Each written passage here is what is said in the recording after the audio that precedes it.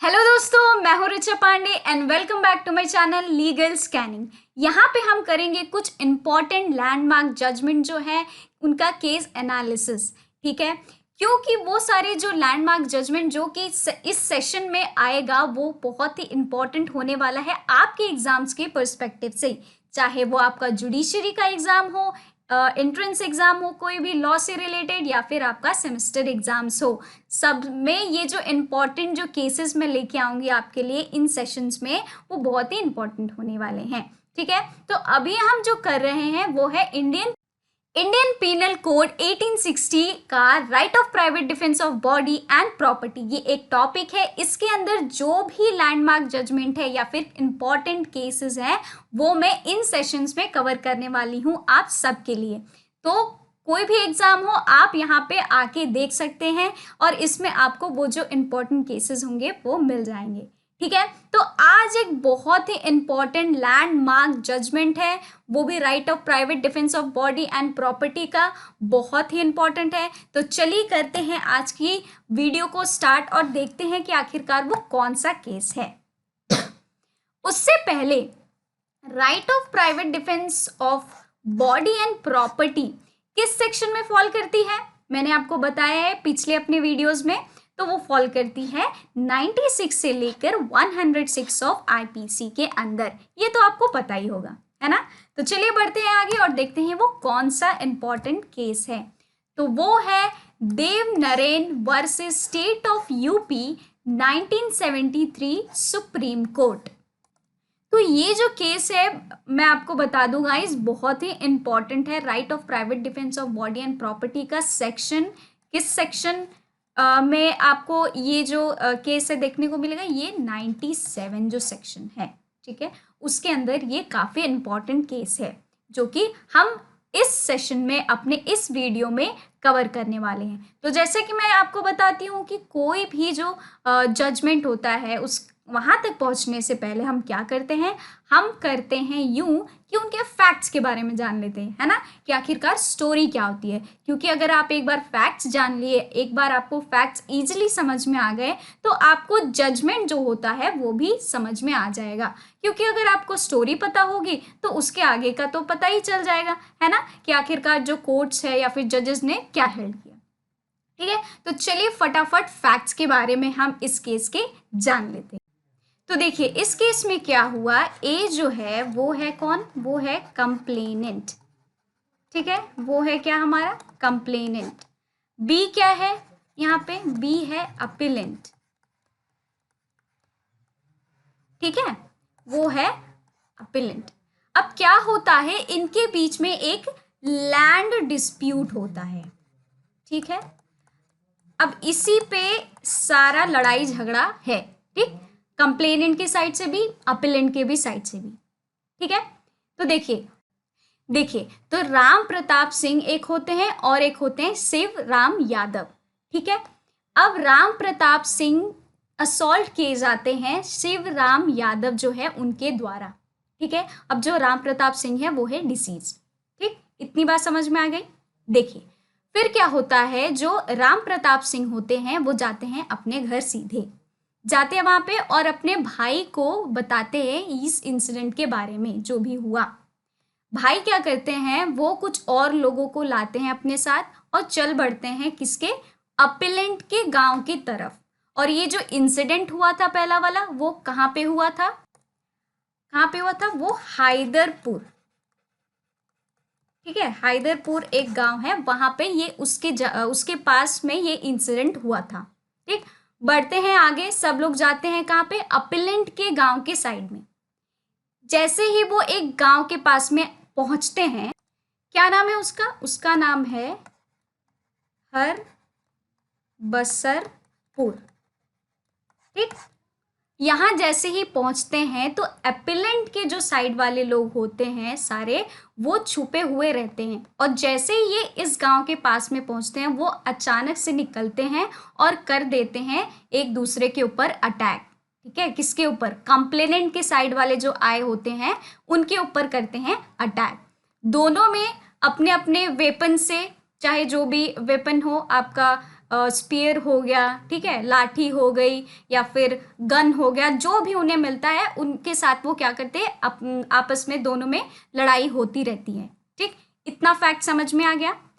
इसके बाद क्या होता है, कंप्लेनेंट के साइड से क्या होता है, FIR लॉन्च किया जाता है, ठीक है, उनके पास के थाने में, वहाँ पे जाके FIR लॉन्च किया जाता है। अब जब FIR लॉन्च किया जाता है तो ट्रायल कोर्ट में एक्यूज्ड के साइड, अब ये जो एक्यूज्ड किस साइड है, वो एपेलेंट के साइड है, ठीक है। अब इनको ट्रायल के लिए बुलाया जाता है, ठीक, और वहाँ पे किया जाता है कन्विक्ट, और जो भी इन्होंने किया है इंसिडेंट वहाँ पे, ठीक है, उसके लिए उनको जो भी ऑफेंस उन्होंने किया है उसके लिए चार्ज किए जाते हैं। ये जो हमारे एपेलेंट के साइड है, ठीक है, अक्यूज साइड है, ठीक।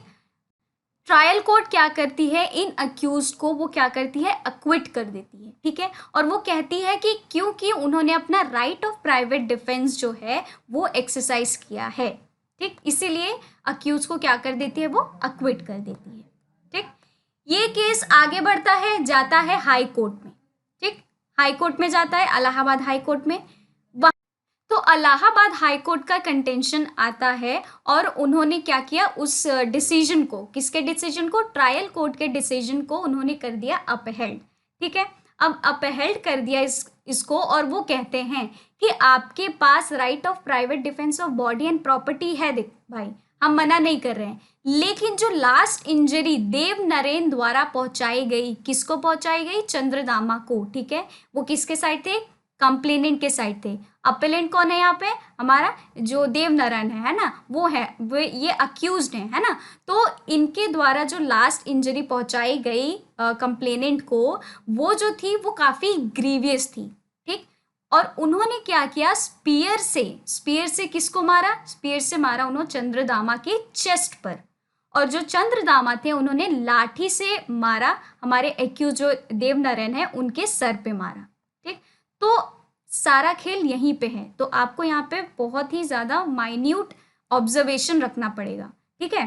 तो इसके वजह से काफ़ी प्रॉब्लम हुई हाई कोर्ट को डिसीजन देने में, लेकिन उन्होंने ये कहा कि देखो, लाठी से अगर आप किसी को मारते हो तो एक बार आप ये सोच सकते हो कि सामने वाले की जान बच सकती है ना, लेकिन आप अगर स्पीयर से किसी को मारते हो, और वो सिचुएशन जो था, कौन सा सिचुएशन था कि भाई यहाँ पे सामने वाले को मारना ही है, ठीक है, और उसको हर्ट पहुंचाना ही है। इवन वहाँ पे ये भी था कि भाई इतने जो वेपन्स उनके पास थे, है ना, जो भी थे वो एक डेडली वेपन्स थे, हम कह सकते हैं, स्पीयर हो गया, गन हो गई, इन सब से अगर आप किसी पे अटैक करते हैं तो क्या होगी, उसकी डेथ हो ही जाएगी, है ना।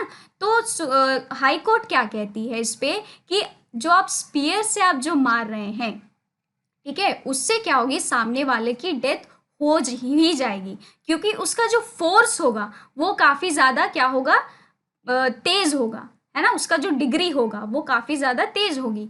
लेकिन जो आपको लाठी से अगर कोई मार रहा है तो कहीं ना कहीं आपको उतना ज़्यादा नहीं भी लग सकता है, ठीक है। तो इसीलिए सुप्रीम कोर्ट, हाई कोर्ट ने क्या किया, इस पे उन्होंने डिसीजन सुनाया और कहा कि ये जो अपेलेंट है, ठीक, जो एक्यूज्ड हैं, जो देव नारायण है, उनके साथ साथ और भी जो उनके साथ हैं, उनको क्या ठहराया जाएगा, कन्विक्ट ठहराया जाएगा, ठीक है। तो ये मैंने आपको पूरी फैक्ट के बारे में बता दिया, और फिर जो हाई कोर्ट ने या ट्रायल कोर्ट ने क्या हेल्ड किया वो भी बता दिया। आगे बढ़ते हैं और देखते हैं कि आखिरकार जो हाई कोर्ट है, ठीक, वो किस किस रीजंस पे इनको कन्विक्ट करती है, ठीक। तो यहाँ पे देखिए कुछ बहुत ही इम्पॉर्टेंट यहाँ पे लाइंस हैं, ठीक है, जो कि काफ़ी ज़्यादा इम्पॉर्टेंट है आपके एग्जाम्स पर्सपेक्टिव से। आप अगर इसको मेंशन करेंगे तो आपका जो आंसर होगा वो और भी एक तरह से ब्यूटीफुल कह सकते हैं, वो बन सकता है, ठीक है। तो देखिए यहाँ पे कहते हैं, जो हाई कोर्ट है वो कहता है कि dangerous blow with considerable force with a spear on the chest of the deceased, though he himself had only received a superficial blow, ठीक है, वो भी लाठी से, और वो भी उनके सर पर, and convicted him for an offense under section two with respect to section 149। 302 है, क्या है वो आईपीसी का, तो वो है पनिशमेंट फॉर मर्डर। ठीक है, क्या है ये, सेक्शन 302 ऑफ आईपीसी। और सेक्शन 149 ऑफ आईपीसी क्या है, ये एक acts done by several person in furtherance of common intention, कि जो भी एक्ट किए जा रहे हैं, ठीक है, बहुत सारे लोगों के द्वारा, लेकिन क्या है वहां पे, कॉमन इंटेंशन है, तो ये सेक्शन 149 कहता है। ठीक है, तो इस पे क्या किया उन्होंने, हाई कोर्ट ने क्या किया, जो अक्यूज थे उनको कन्विक्ट किया। ठीक है, तो देखिए 6 पर्सन्स, नेमली ये जो सारे नेम है मैंने यहाँ पे मेंशन कर दिया सो दैट आपको पता रहे कि आखिरकार अक्यूज जो थे वो कौन कौन थे। ठीक है, उनमें से पूरे 6 लोग थे। ठीक, trial for offences punishable under section 302 read with 149 of the Indian Penal Code for having committed the double murder of Ram Swaroop and Ram Pratap. ठीक है, और जो सुपरफिशियल ब्लो जो उनको दिया था चेस्ट पे चंद्रदामा के, उनके लिए, उन सारी चीज़ों के लिए उनको क्या किया गया, जो हमारे एपेलेंट थे उनको कन्विक्ट किया गया। ठीक है, चलिए बढ़ते हैं आगे और देखते हैं कि इस पे सुप्रीम कोर्ट का क्या ऑब्जर्वेशन आया। में क्या किया जाता है, स्पेशल लीव पिटीशन जो है वो फाइल किया जाता है।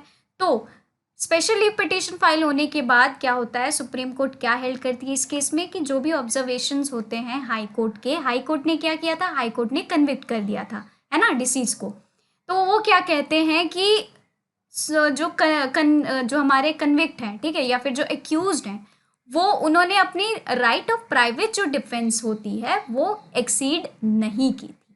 ठीक, क्या की थी वो, held that appellant had not exceeded their right of private defense।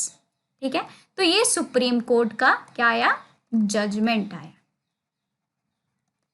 ठीक, तो ये जो केस है काफ़ी इंपॉर्टेंट है, मैं आपको बता दूं, एग्जाम्स पर्सपेक्टिव से मैं खुद ही पढ़ रही थी, और ये काफ़ी बोलते हैं ना कि काफ़ी ज़्यादा कॉम्प्लेक्स है, और ये जो केस है इस पर भी मैंने काफ़ी स्टडी की, तब जाके मुझे इन सारे फैक्ट्स के बारे में पता चले।